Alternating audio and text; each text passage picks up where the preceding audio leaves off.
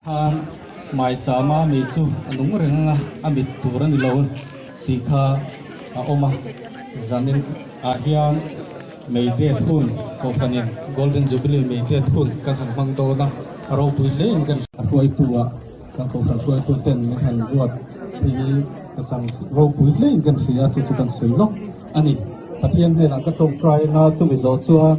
kan pastorin meite thun ang panganga chu chu kan hun man dan ni mai sela athange a du le thu soi tur nei le soi yanga kha kha chu thu ni sela hun man zo hetlai kan program kha chu kan du tong mai don dia pathian ne nei tong trai mu olal pa zanina hetlai muna kan in khop zo ton tu in Kofran Golden Jubilee meite thun program poi mo tak kan mang do na niya imi hruai to na zong zong lalpa lom thu kan hrin chia imal som na chiar sen lo kan mu te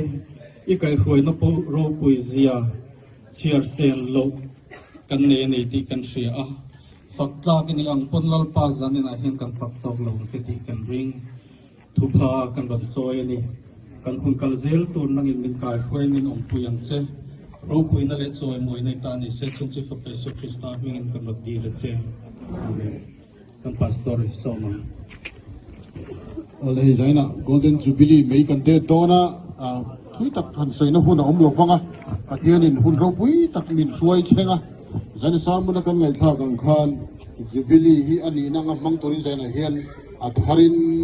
kanin som ani wala tuna chuan Golden Jubilee mai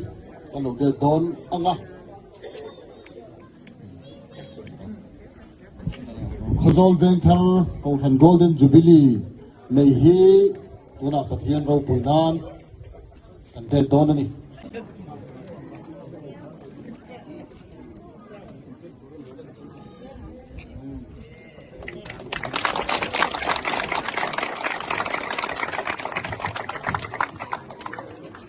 Tikhan kan hun